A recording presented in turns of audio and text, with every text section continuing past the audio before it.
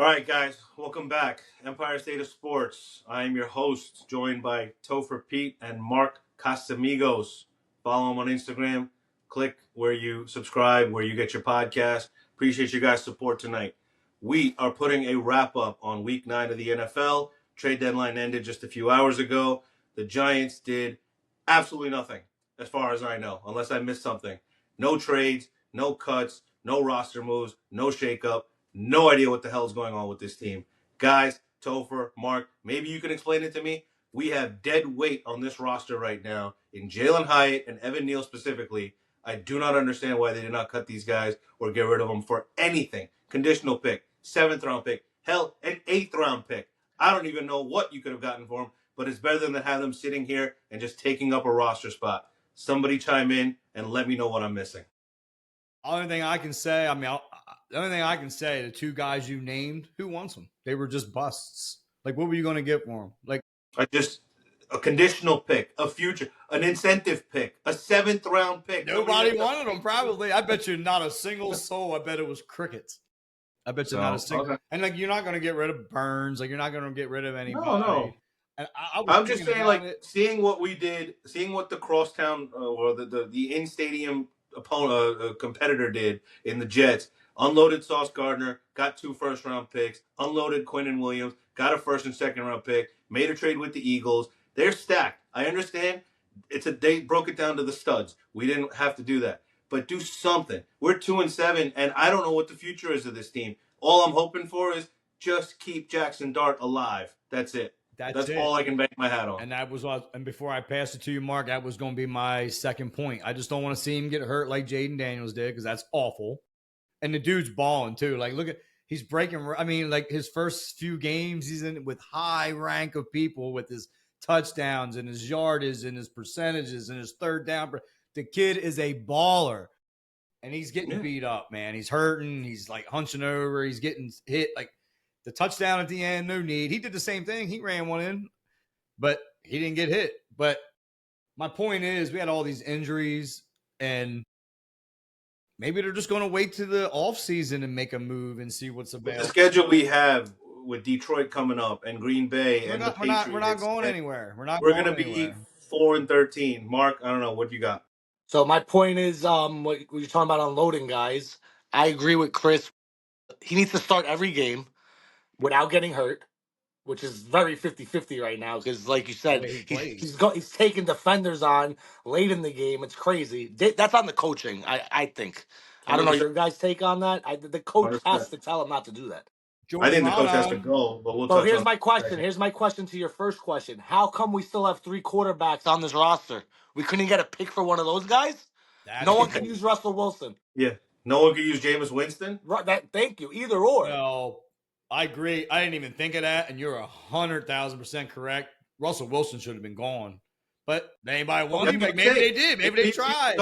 You don't know what direction this team is going in. I don't know what the future holds. I don't know if it's going to be Shane and Dable. I hope it's not.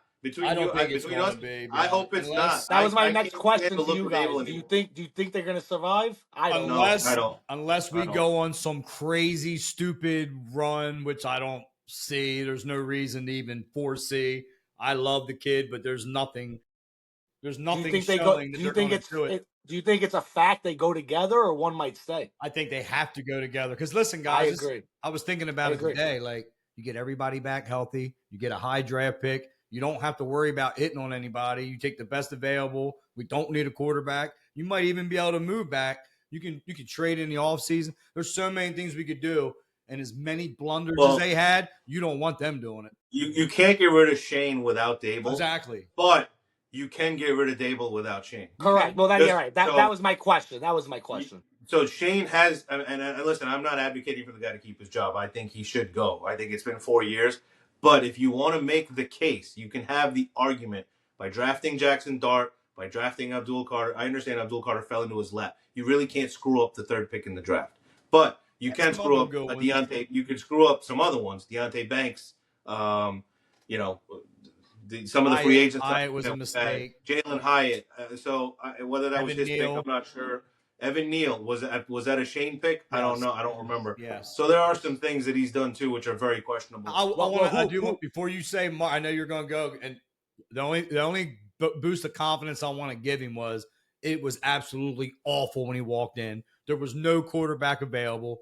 Daniel Jones was no doubt about going to be our quarterback that year, and he took us to the playoffs and won a playoff game. So, like, we got Coach of With the Year. Gettleman's team. Things were looking pretty good on a crappy team, and that's what started me in podcasting. Because I was like, I bet you Jalen Hurts couldn't have done that. Daniel Jones, and well, I don't want to bring Daniel Jones up, but he's still balling. They're 7-2. Good for him. Do your thing, boy. But I guess my point is, like, I'm losing when It's frustrating. It's very frustrating because I just like, even with the Jets. I know what I'm saying. They did well, and there was no quarterbacks available, but it was a shit show when he took over. Like, there was no picks, there was no money. This is what it was. If they both get canned right now, we all can agree. If everybody comes back healthy for training camp, whoever takes over is in a way better position than they were when he took over. Well, that's why I think they both got to go, because you can also make the argument Dart is Dable's guy. I mean, he looks at him like he's sort of spinning it that way, that I wanted this guy. You know what I mean? So if he gets to stay, it's a weird situation. Yeah, he's brainwashing us into thinking that he's his future, just like he was tied to the hip with Josh Allen. I don't see it. And I'm sorry, he's monotonous as hell in press conferences. He gives you absolutely nothing when people ask him questions about what he sees, good or bad. Is Shane Bowen still the guy? He gives you zero. Yeah. It's useless completely asking him questions. And to Shane Bowen's thing, in the last 9 quarters, guys, 9 quarters, we've given up 105 points. And that's not like the Denver fourth quarter, the Eagle game, and this past Sunday against the 49ers. It's 105 points in 9 quarters. It makes some ridiculous amount of yardage, no turnovers. I mean, Sunday was basically a home game for the 49ers. I don't know if you guys saw it on TV. It was a sea of red. I know we were wearing some red in our uniform too, but let's be honest. It was 65-70% 49er fans there. 100%. So people from California flew across country. They had a beautiful autumn weekend here in New York and watched the 49ers run all up and down MetLife Stadium. Like when that dude ran over Banks. That was pathetic. I mean, I know that, he's the epitome of a draft bust first round. I don't understand it. I mean, you got the guys turning on each other in the locker room. With Dexter Lawrence, doesn't look like he wants to be here. Carl Banks calling him out. Now he's defending himself, saying, I'm a Lawrence supporter. He's my favorite Giant. He's piggybacking. He's backpedaling now on some of the stuff he said, only because he's catching heat on social media. But it's a mess. It's an absolute mess, and it's frustrating. And the only saving grace we have, again, you keep him alive, is we have the guy that's standing behind you, Chris. And hopefully we have Jaxson Dart. That's it. And Jordan Ronan asked him, he was like, do you feel like you're responsible for saving his job? And he's like, look, he doesn't control it. Yeah. But Dave's did it, man. When Dave's brought him in, he said it.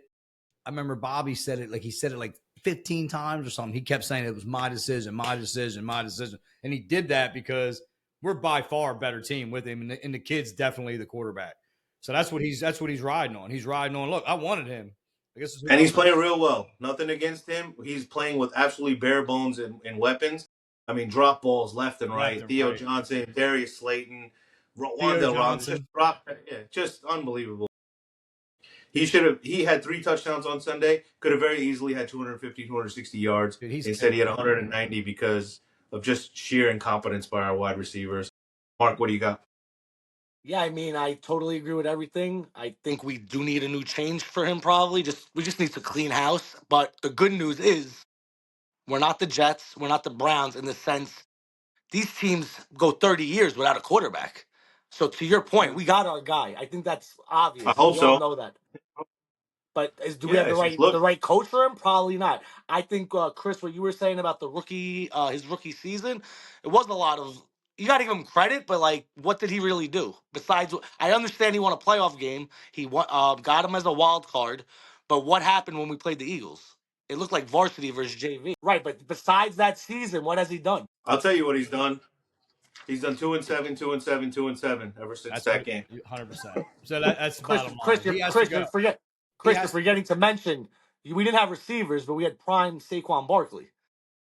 I'm just saying that helped a lot. He was great that year. No, he wasn't because Not in the playoff game, in the season. I remember the Lions game. They blew us out, and from that point on, they didn't ride Barkley anymore. It was all on DJ's back, and DJ played really well that year, and that's why I had a lot. I'm not knocking DJ. I'm knocking Dable. No, I know, Yeah. and I had a lot of hopes in Dable because of that. But then, right. Likewise. And then it hasn't been the same ever since. Now, granted, Next point.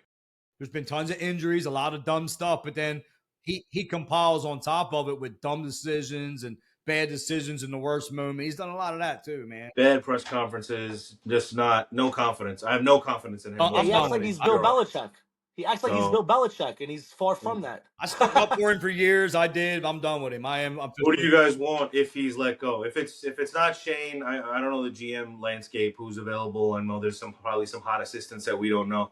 In terms of a head coach, if Dable's gone, who do you guys want? I don't even know. I say the name, people laugh at me. I don't think it's going to happen. John Gruden. John Gruden, 100%. With Antonio Pierce as the DC. Jaxson Dart. He loves him. Loves him. Foreshadow. Remember, they sent him the helmet a couple weeks ago. They sent him the package. Well, he did that Gruden's camp. He did that camp thing for Barstool, the one that he used to do for ESPN. That Gruden's camp. Right. Where he broke down film. I know he loves him, and I think Gruden's a great coach. Imagine him with a healthy roster. Lawsuit aside. And didn't he have Antonio Pierce in Vegas with him? When Gruden coached the Raiders, Pierce wasn't the defensive coordinator? It was the guy that took over for Gruden. I think his name was Right. So Pierce was probably on the coaching staff, the defensive coaching staff. Yeah. Pierce may have been somewhere on the staff, but I'm just saying, what do you think about him as the DC, whoever the hire is? I know the coach gets to pick the guy, but what would you think about that? It'd be exciting. Some home blood, the hometown name, stake in the ground. Yeah, I would have a 2-time Super Bowl. Oh no, he won 1 Super Bowl with us. So absolutely. If he's willing to do it. Linebacker like that since. But week 9, guys, I think who do we have coming? We're playing at Chicago. At Chicago this week. So I want to win. I mean, I do. I always want to win. Of course, you want to win. I'm not looking at Tankathon like. It's too early. It's too early. It's not early, but there's nothing. But I don't look at. I don't even. Whatever we are, we are. I'm tired of being every year. Oh, with a 4th pick, with a 5th pick, with a 5th pick. Right. So that's a good thing for us. We don't need to care because we got our guy. Yeah. At this point, you get the 4th or 5th pick and trade it back and get a couple if there's a quarterback out there that somebody wants. Since we're in that, you traded for a Waddle and you put Waddle with Neighbors next year. Maybe Waddle didn't get traded today, did he? There was some moves left on the table, man. Today, I was very disappointed to see that not one move was made by the Giants, considering some of the teams either unloaded or reloaded, but nothing from us. So. Very disheartening to see. Did you guys hear anything about Waddle? I didn't hear anything. No, he didn't go. Maybe Miami really didn't make any moves except for that one trade. I think they traded somebody with the Eagles. Maybe we and the Eagles, man, that guy Howie Roseman does not put down the phone. I mean, he reloads and reloads and reloads. Maybe it's frustrating. I know. I hate him too. I mean, I respect him, but I hate them. It drives me nuts. But maybe we talk to them about Waddle in the offseason. Like that's what I was thinking. I would love to get another big name to go with Neighbors. That would be fantastic. Absolutely. You can find them in the draft though. Theoretically. You can. 100%. As long as we don't need to draft a QB, then we just get some weapons around them. That's free agency, through the draft, through whatever. I said, even if they fire on both, whoever's coming in is coming in a way, way better position than he did. So I had to give him some type of credit for that. So okay, that puts a wrap on week 9. Only 7 or 8 merciful weeks left in the NFL season for us. So with that said, let's shift over to some good news. Mark, your background, my background, what I'm wearing, what you're wearing. The Knicks 4-0 at home, 0-3 on the road. Good solid win last night at home against who did we beat up? Washington, sorry, and then Chicago the night before. So some home cooking. Again, 4-0 at home. Cleveland, Boston, Washington, Chicago. 0-3 on the road. I know you were at that Miami game down on South Beach, but not playing well on the road. Not time to panic yet, but I like what I'm seeing so far. I think the offense the last 2 days has really come into gear. Me? Yeah, go for it. Yes. Cut that out. No, I totally. Obviously, the road isn't looking good, but it's a small sample size. I think we've seen already. They're going to be fine on the road. We already know that from past seasons, right? They win on the road. The problem has been home. So I want to see them go on a stretch this season where they really like rip off 35 home wins, maybe more. And if you do that, you're putting yourself into what was that crazy? No, No, it's I not mean impossible. Not 41 home 35, games. not 35, not 35. I meant 35 would yeah. be No, you'd be that is what I 35 and meant. 6. I mean, you'd be Yeah, like but 35 and 6. championship teams do that. It happens. Yeah. Look up this. I don't have the stat, but I guarantee if you look up the Celtics home record, it's not far off from that. Their past records. I'll look that up for last year. Yeah, I yeah. remember Golden State. I think one of the years they won. I think they were like 38-4, or 39-3, or 2, or something like that. They were. Well, all right. So at least 30, let's say 30-10. Oh Range yeah, neighborhood? absolutely. They better win 30 at home, 100%. Right. Especially with that conference. But they They're also can't. 4-0 at home. If they want to be a championship team, they also can't have too many 3-game losing streaks. Championship teams don't do that. And the one thing is, and I know you're local enough, Matt, in Jersey, and the Towns thing. So I'm just going to touch on it. You guys can piggyback off it, or maybe you have your own opinion. He had an awful game on Tuesday night against Milwaukee. And the next day here in New York, he was just getting ripped to shreds about how he's not the guy. He's not going to lead us. It was clear, full-blown panic. And I understand it was a little too early, but it was a litmus test, right, against Giannis. Giannis flexed his muscles. He had a great game against us. I think he had 37, 38 points. Towns had 8 points, was flailing all over the place, was in foul trouble, looked like he was sulking, looked like he didn't want to be there. So, yeah, the next few days here in New York, he was getting pretty beat up by the New York media, by callers, by fans saying, like, we're tired of the act. He doesn't seem like he wants to be here. Maybe he's upset that he's in all these trade rumors. And then the last couple of days, he's had some nice wins against Chicago and against Washington. Obviously, some lesser opponent. But for me, guys, I don't know how you guys feel. Let you guys take this after. I think he's going to have his ups and downs in the regular season. His numbers will be there. He's going to average his 24 and 12, and he'll have games where he's a complete force. He'll have games where it looks like he's taking the night off. He's got to just show it in the playoffs. He's got to be the guy. For us to go back to the conference finals and then the finals, especially in this East, which we know is a weaker conference right now with some of the injuries, he's just going to – what he does now, from now till May, not that it's not going to matter, it's all going to come to fruition in May and June if he puts on a performance in the playoffs. Otherwise, he might not be the guy. What do you guys think? Go ahead, Mark. Well, so as far as him taking the heat, I called it last year. Last year was a honeymoon season. He wasn't going to get that much heat. But now this year, you're 100% right.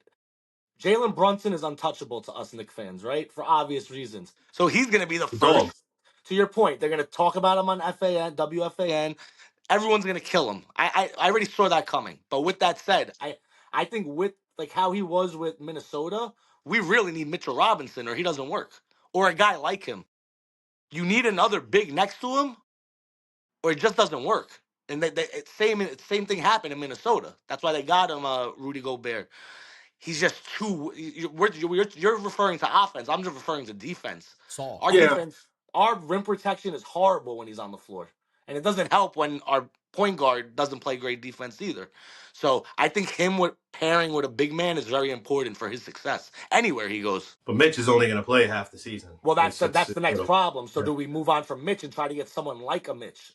You know what I mean? Just a rim protector, someone that can rebound. You're 100% right. Me and Chris were talking about this last week. Chris thinks they're saving him. I hope so. I do too. To an extent, I do too. I think they're saving him. Because in the playoffs, when he played, we already know. We know how it went down.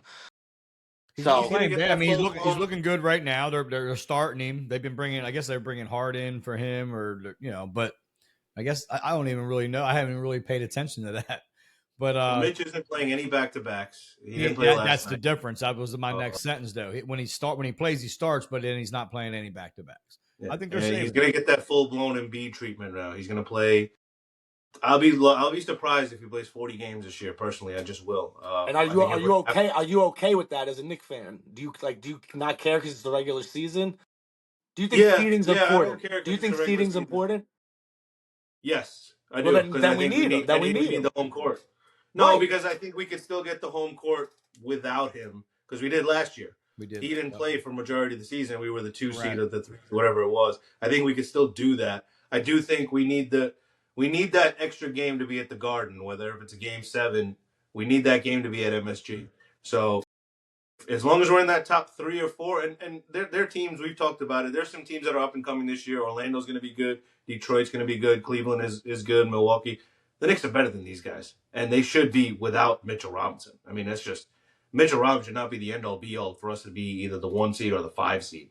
So I think you get to that top 4 Can't seed argue with at or all. without I mean, him. I agree. It should. You have to, otherwise it's all for nothing. You have to. I mean, Well, I just think without his presence in the regular season, we're gonna get like guys like Hart, OG, and Mikhail. We know what they're gonna bring in the playoffs, but they're gonna 100%. have nights off in the regular season defensively. And when that happens, and we don't have any rim protection, that's why we're I losing think the guy we got from Philly, and it's only a few games, I get it. And he hasn't played really well the first 4 games, Yabusele. I think he'll get accustomed. He's a big dude. And I think he'll be that body to play alongside Towns on nights when Mitch doesn't play. He'll get more minutes than he's getting. That's what I think. I could be totally wrong, but I mean, he's at least another big, strong guy that to play inside the paint where he doesn't shoot. He doesn't look for his offense. He looks to rebound, play defense, block the ball, and kick it out on the fast break. So I think he'll get more action as Mike Brown gets a little bit more warmed up with the team that he has. So the conspiracy theory was that and again, it's just it's just a stupid rumor I read online. He played like that against Milwaukee because his name was always in the trade rumors for Giannis. So, and he was upset about that, is that he just didn't want to. He doesn't want to be in a trade. Obviously, he wants to be stay here. in New York, and the fact that who are they going to give up if we get Giannis? We're going to give up. Who's going to go? 100%. It's going to be Cat. It's going to be Bridges. It's going to be Anunoby. Some combination of 1 or 2 of them. But it's probably going to be Cat just to make money work. I think it would be Cat and Hart. I think or maybe even you throw something else in there. Like, it's crazy, but yeah. So it was just it's a conspiracy. It's for those conspiracy theorists out there that say that he not through the game, but he wasn't all in on that game because he didn't want to put on a show for Milwaukee because he doesn't want to get traded there. Maybe there's some truth to that. Who knows? And then Giannis, of course, flexed all over the place because the hot and heavy rumor was that he wanted to come to the Knicks this past offseason. So, of course, he puts up 37 and 15 and, runs up and down and travels all over the place. But 7 games in. My only thing is there's a lot of new. There's a lot of new. We know there was going to be a lot of new. I disagree. I mean, I don't think we necessarily have to have the first, second, or I mean, maybe the 3rd seed. Like, I don't think the game 7 is that necessary. I don't think we have to have even as good of a record as last year. I just think at the end of the day, we'll be a much deeper, stronger, better playoff team come playoff time than we were last year. Just because right now it's just early. I'm gonna believe I'm gonna believe because I know we got the talent, and I do believe they like Mike Brown, and I see flashes of it already. But having that game 7 in the Eastern Conference Finals at home is a big deal, man. Right. All right. Real quick, who do you think, if not us, who gets the first seed? Cleveland? Cavs. Cleveland. All right. Are you worried about Cleveland? In a game 7 in Cleveland? No, yes. we're not even. It's not even going to go to there. All right, fair enough. 2 things are going to happen. 2 things is going to happen. They're going to lose in the first round, or we're going to beat them in 5 or 6 anyway. Knicks in 5. I hope you're right. Yeah, I don't care where we play them at.